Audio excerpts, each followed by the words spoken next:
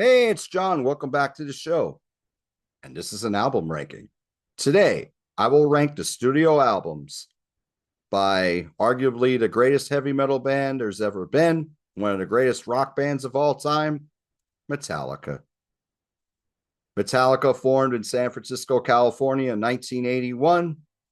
To this day, they still have three of the members who were on the first album. They had a few other members in the band in their early years, most notably Dave Mustaine, James Hetfield on lead vocals and rhythm guitar, Kirk Hammett on lead guitar, Lars Ulrich on drums. You've had a few bass players go through the band. One, of course, who we lost under very tragic circumstances, the late, great Cliff Burton. We also had Jason Newsted in the band for many years.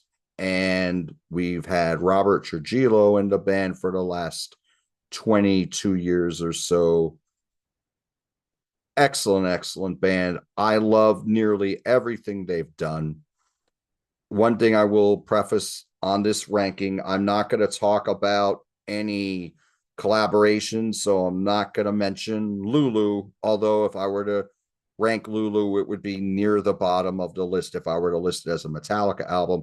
I consider it a Lou Reed album. I also consider it one of the least of the Lou Reed albums, as well as someone who owns most of the Lou Reed catalog. I'm not going to talk about their EPs, their covers albums, albums with symphonies. I didn't like that trend at all, although I did like some of the stuff that was on that S&M album.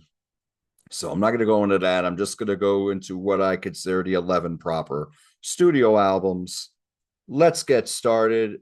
Since I mentioned Lulu as not being an album I would consider a proper Metallica album, you're probably thinking, I think I know where you're going to go with number 11 at the bottom. And yes, I'm going to go with Saint Anger from 2003 at the bottom here. And my issues with the album echo many fans' issues with the album.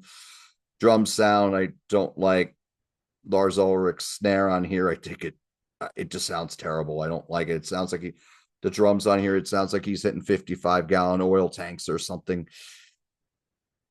I don't like the fact there's no solos on here. I hear potential on this album. I hear a lot of songs that should be shorter. If you cut some of these songs in half and you put some solos in here, maybe you'd have a half decent Motorhead album, but instead you have a lot to go through at times. But like I said, there are some good songs on here. I like Dirty Window a lot. 5.5 minutes though, no guitar solo. You cut this down to 3 minutes, put in a wicked solo on there. I think it kicks. Invisible Kid, I feel the same way, but that song's like 8.5 minutes. I think the riffs on here, a lot of good riffs on here. Visible Kid, yeah, great riff on it. I like the Stretcher, but it just goes on too long. Sweet Amber, C, Dirty Window, I feel the same thing. I'm sorry, the same way on there. Frantic is a decent opener, but those drums are bludgeoning. It you got to accept this album on its own terms. It's just the way it goes. And I like Saint Anger the way it's written. It's too long. You cut it down to maybe 5 minutes instead of pushing 8. I think it would be better. Again, it's that drum sound which really gets nauseating during the chorus that really gets you. I like All Within My Hands as a closer, and I actually like the length on here. I think it closes the album well. Some of the other songs, My World, Shoot Me Again, Purify, not really into them. Some Kind of Monster. Again, that song, I hear the potential on it, but it's just too much. And that's a slower track. And again, the drums, Lars overplays on a lot of these songs. I'll say that as well. It's not just his sound. I think sometimes he's just overplaying. And I like Lars Ulrich's drumming, but not so much on this album. So this is my number 11, Saint Anger from 2003. My number 10, is Reload from 1997, the sequel to Load, which I will be talking about shortly. I used to like this more than Load. As time has gone on, I think I listen to this album, it feels very top heavy to me. The songs that hit radio are on the first side. You could see why. Fuel is a kick-ass opener. It's very, very cool. The Memory Remains was a single that hit the top 40 in the United States. I didn't care for the song much back in the day because of Marianne Faithfull's vocal, but it's grown on me over the years. Devil's Dance, I really love the groove on that. I like the sequel to The Unforgiven, Unforgiven 2. I think it's very, very strong. My favorite song on here has always been Better Than You. This was another one that hit rock radio. This song kicks ass and takes names.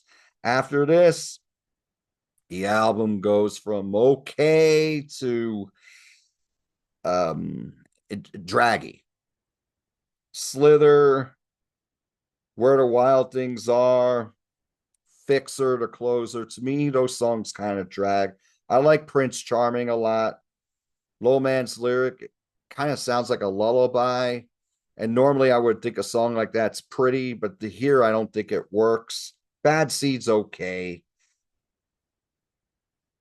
Attitude's okay. I mean, they're okay. I mean, not up to the usual Metallica standard is the best I could say. There is quite a bit I like, though, on the first side. My number 10 is Reload from 1997. My number 9 is an album I like quite a bit, and back in the day, I didn't like it at all.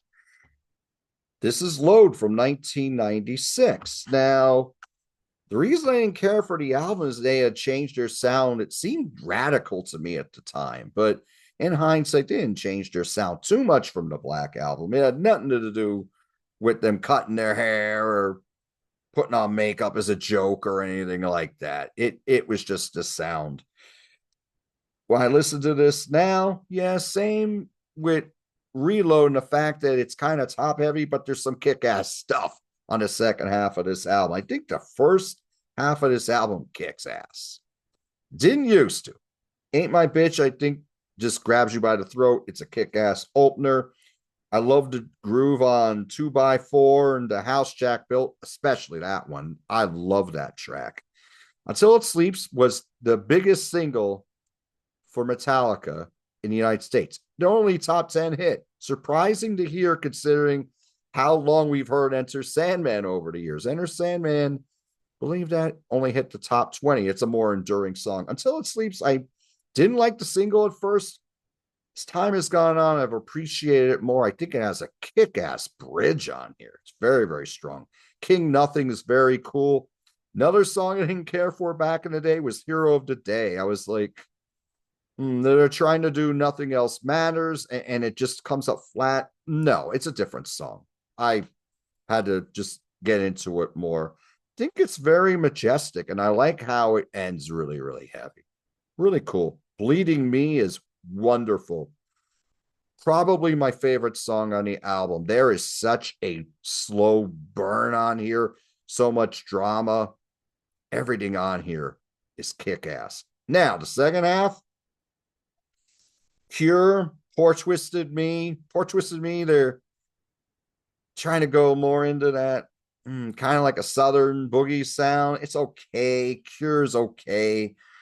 Waste of My Hate's okay. Mama said they're really trying to go country. I'm just not into it. Thor Within, I think, is like a dark horse on this album. This has a great groove to it that I like. Ronnie, they're sounding like they're doing Nazareth's Whiskey Drinking Woman. I said that when I talked about this album on the Album After series as well. And I'll put a link in the description to show you that video. And that will be one of the videos you can go to after the video's over as well. Outlaw Torn is awesome. Didn't care for it much at the beginning, but now I love it. And I really appreciate the fact that we got the whole Outlaw Torn on this 3-disc version of Load that came out earlier this year in 2025. I'm not going to go and buy the 15-disc set. I'm a fan. I'm not that big a fan. I'm not uber fan, but this is a very cool collection. And we get the whole Outlaw Torn. We get the remastered version of the album. We got riffs, demos, and rough mixes on disc two. And we got some live stuff on the third disc, which is really, really cool. And including the Kill 'Em All Ride the Lightning medley, which they used to play live a lot. I saw them play that medley back in 94, which was the second time I saw them when they were touring for 3 years for that Black album. Anyway, I digress. This is my number 9, and it is Load from 1996. Now, from here, next three albums, very, very close. Well, I should say the next two. My number 8 is Hardwired to Self-Destruct from 2016. This album, there's some stuff on here that I think is very, very strong. Some of it is decent. 2 discs, 87 minutes. Their albums were already getting too long anyway. I think it's just a little too long. And it's not like anything is, I like everything on it. Some of it is just decent Metallica. What's the great Metallica tracks? That 1-2 punch of Hardwired and Atlas Rise, fantastic. Now That We're Dead, great groove on that. That would have fit in well on any of the 90s albums, certainly. Very strong. Moth into Flame Destroys, excellent track. Halo on Fire, I think, is a good closer to disc 1. Now, disc 2, I'm not as high on. Confusion's okay. Murder 1, same thing. Dream No More was on the first disc. I forgot to mention that. That's another one I put in like the okay category. Here Comes Revenge, I think, is excellent. Am I Savage is pretty cool. My favorite track on here is Spit Out the Bone, the last song, which is a ode to their thrash years of the 80s, as well as a great anthem for all the buffalo wing eaters out there. You got to spit out the bone. You don't want to choke. That's right. Anyway, very, very good albums. The fact that I have it number 8 does not mean that I don't like it. This is an 8 out of 10 for me, no doubt about it, even when it's long length. My number 8 is Hardwired Self-Destruct from 2016. Number 7, this is an album I really needed some time to grow on me. There's a few albums here I'm going to say that about. This is their latest album from 2023 called 72 Seasons. And you have to get out the CD itself in order to read the songs because we don't have them on the back here.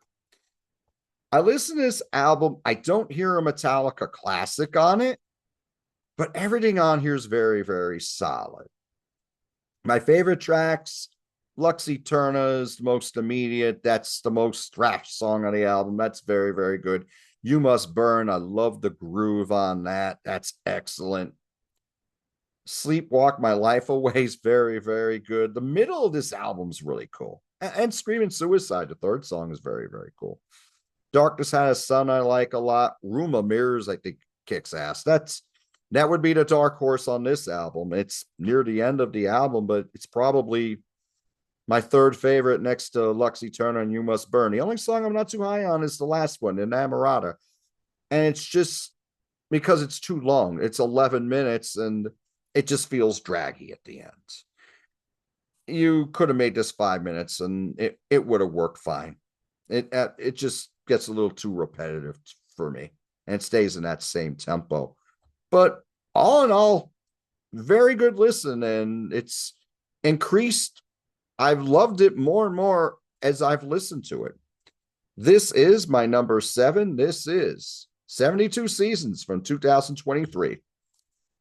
6, 5, and 4 are these. This one used to be higher. And I used to think the first 4 albums were killer. And now I don't think Justice for All, which is my number 6, is a killer album. There's 5 awesome songs on it. Opener, Blackened, is killer. Great bridge on that. And Justice for All is okay. Well, actually, let me just say what songs I love first. I think Blackened's fantastic. I think One is awesome. This was a top 40 hit. This was their first video. Excellent track. Sounds awesome live. They did it live when I saw them in May of 2025. Shortest Straw, I think, is very, very cool. That's more of a thrash song. Harvester of Sorrow, the prelude to the accessible Metallica that where everyone would discover them. Harvester of Sorrow is fantastic. Dyer's Eve, this might be the best closer they've ever done. And this is more thrash too, but it's just wicked. Other songs on here, and Justice for All is decent. Like when I listen to this album now, it's like structure wise, the way it's sequenced, very similar to Ride the Lightning and Master of Puppets. You start with a banger, you got a progressive title track. You have the fourth song is kind of a little ballady, little. Third song is a mid-tempo and menacing. You got an instrumental near the end, and you got a wicked closer. Although Call of Cthulhu ends Ride of Lightning, you're ending Master of Puppets with a kick-ass thrash closer after the instrumental Orion. Similar to that, but it's just that the songs aren't bangers all the way through. And Justice for All is very good. I love that rhythm on there. Just a little too long. It doesn't really keep your attention a whole near 10 minutes. Eye of the Beholder is good, not great. And I feel the same way about Freight Ends of Sanity. I mean, good songs, not great. To Live is to Die, it's good, but when you compare it to Call of Cthulhu or Orion or the instrumental on the next album I'm going to talk about, it's not quite as strong. It's okay. It's good. It's just not great. But, and the bass on here, it's always been so low in the mix. This is the first album that Jason Newsted played on. Once you got the bass up in the mix on the Black album, which I'll be talking about in a little bit, then you really had that punch there. Here, it's kind of lacking the punch. Still, 8.5 album out of 10 for me. This is my number 6, and Justice for All from 1988. Number 5 is an album that really kicked my ass when it first came out. I was like, oh my God, Metallica's back. Death Magnetic from 2008. This is where they went back to their sound. It wasn't a thrash album, but it was a heavy album. When this came out, a lot of people said this was an album that was lacking because it was recorded too loud. I didn't hear that back in the day, but when I've been listening to this lately after several years, I can see where people are coming from, but it's not to the point where it distracts me. It's not like Rush Vapor Trails, for example, the original Vapor Trails. That album was recorded too loud. I think the last few albums by Rush were recorded too loud. It's not quite like that. I like every song on here. I remember Cyanide may have come out as the first single. A lot of people shit on that one. Cyanide's good. It's just not great. The Day That Never Comes, I believe, may have been the second single. That one hit the top 40 on Billboard's Hot 100. I think that's the best song on the album. I've always loved it. Song from day one. Always loved it. So many riffs on there. There's more riffs on there than a lot of bands have in a career. It's that kind of song. I love the opener. That Was Just Your Life. The End of the Line, I think, kicks ass. That would have been a good single as well. Maybe it was. I didn't look into all the singles from the album. Broken, Beaten, Scarred, I think, kicks ass. All Nightmare Long is more like an anthem. It's okay. It's good. Unforgiven 3. I think they should have stopped at 2. It's okay. They're having a piano in there, trying to make it more somber. It's all right. It ends good. Ends well, I should say. I mean, it's probably my least favorite song, but I don't dislike it. I just wouldn't put it in the same ballpark as Unforgiven 1 or 2. This album ends excellent. Judas Kiss destroys. Very, very heavy, very riveting. Suicide and Redemption is a kick ass instrumental. Probably my third favorite next to Call of Cthulhu and Orion. Yes, I like Call of Cthulhu the most. Excellent. My Apocalypse, wicked thrash closer here. This is awesome. And this is my number 5 from 2008, Death Magnetic. My number 4, this will be the last time I say this. This was an album that really grew in my estimation over the years. This is the biggest album by Metallica, self-titled 5th album. A lot of people call it the Black Album from 1991.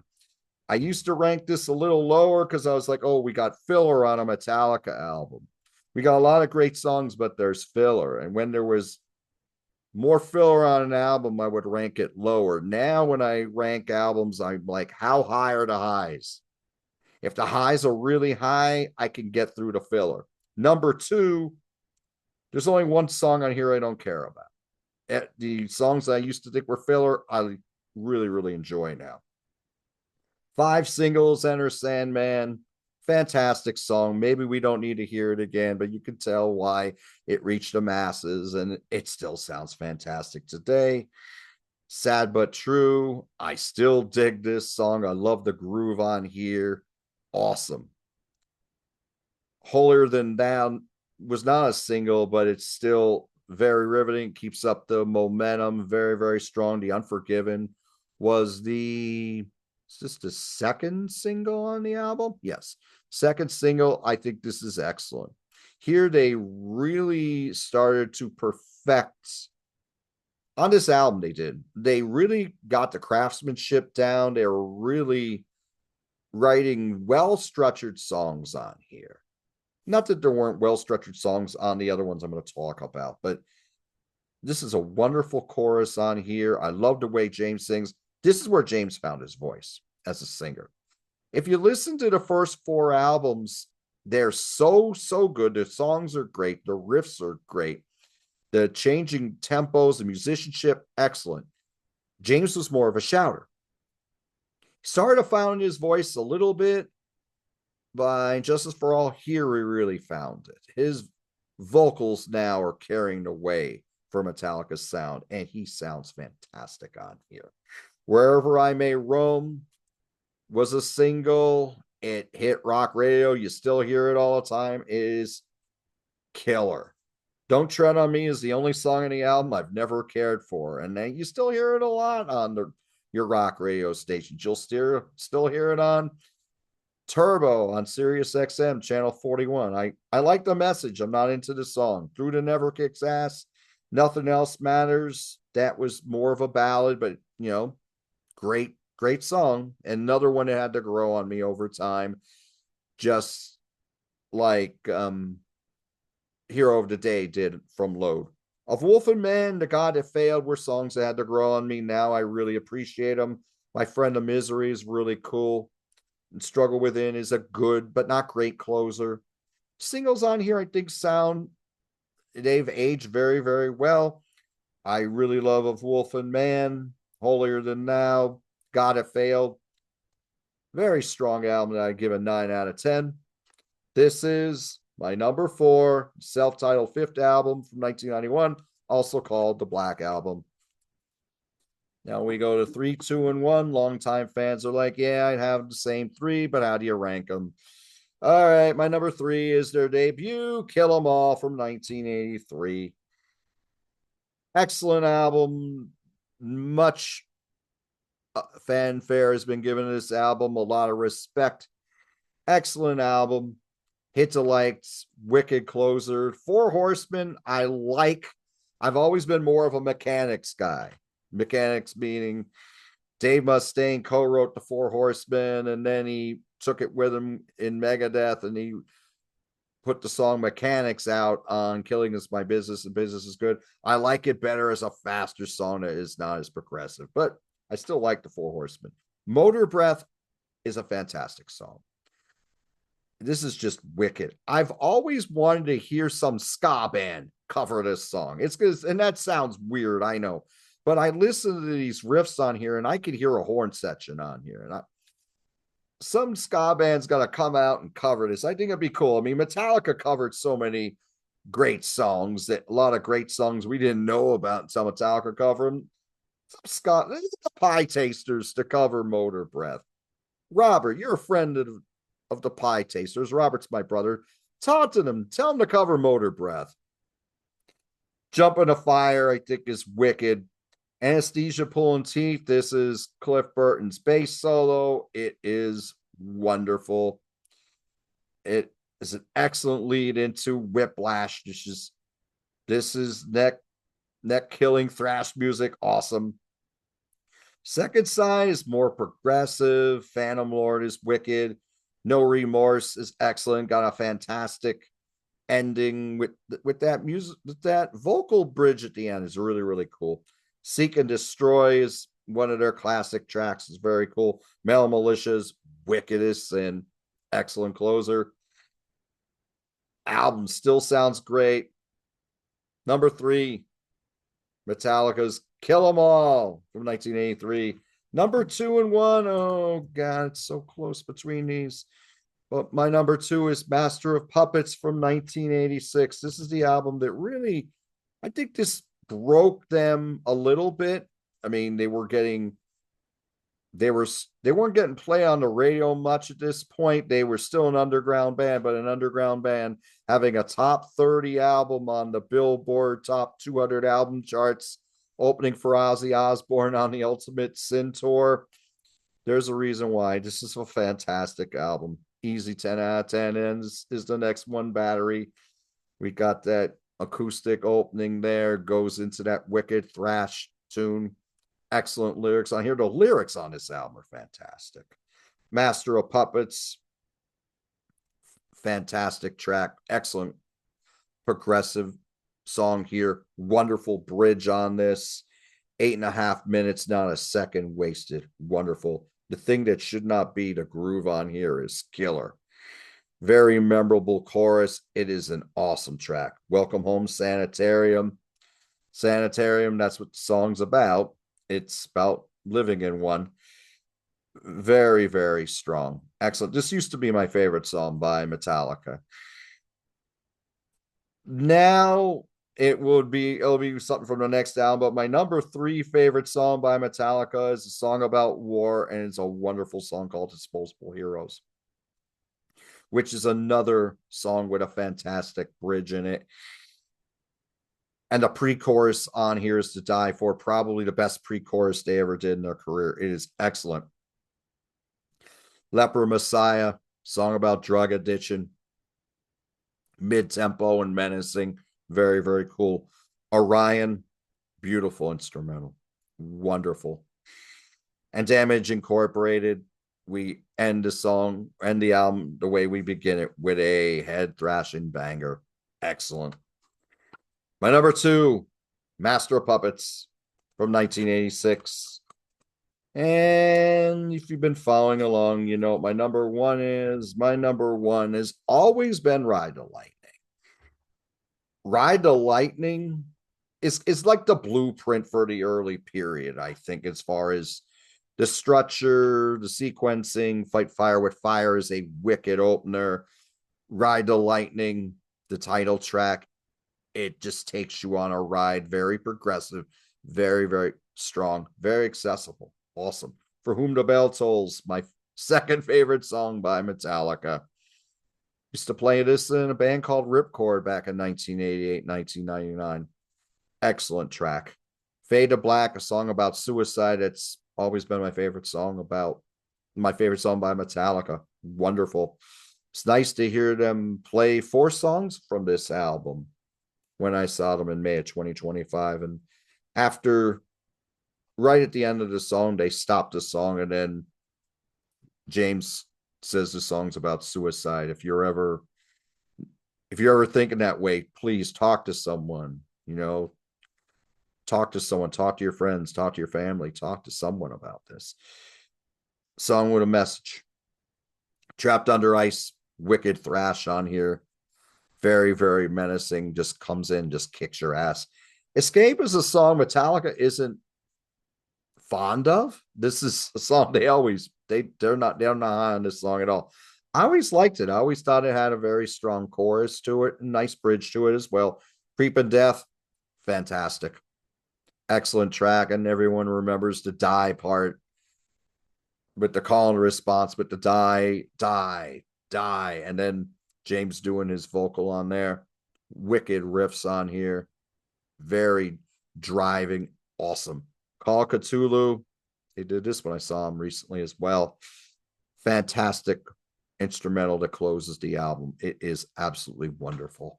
My number one is Ride of Lightning from 1984.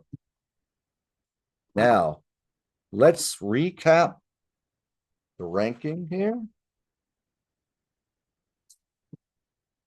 Number 11, Saint Anger from 2003.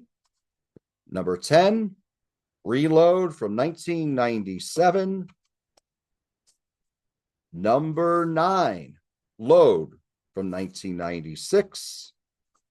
Number 8, Hardwired to Self-Destruct from 2016. Number 7, 72 Seasons from 2023. Number 6, And Justice for All from 1988. Number 5, Death Magnetic from 2008. Number 4, the self-titled fifth album or the Black Album from 1991.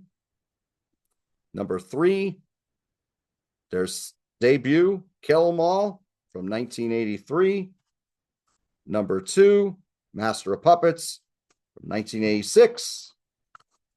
And number 1, Ride of Lightning from 1984. So, how would you rank these albums if you have them all? What are your favorite songs by Metallica? Are you a fan of their earlier work like I am when I came into the band? Or are you a bigger fan of their 90s albums where they really reached the masses and shortened their songs, made them accessible, yet still had that metallic crunch and had a lot of great hooks on them? Are you a fan of their later albums? They've been putting them out every 7 to 8 years the last few decades or so, but they're quite good. Have you seen Metallica live? Did you see Metallica early on when the wonderful Cliff Burton was on bass? Please let me know in the comments what you think of Metallica and what you think of my ranking, whether you agree or disagree on it. Thank you all so much for joining me today. Do what you love, and I'll talk to you soon.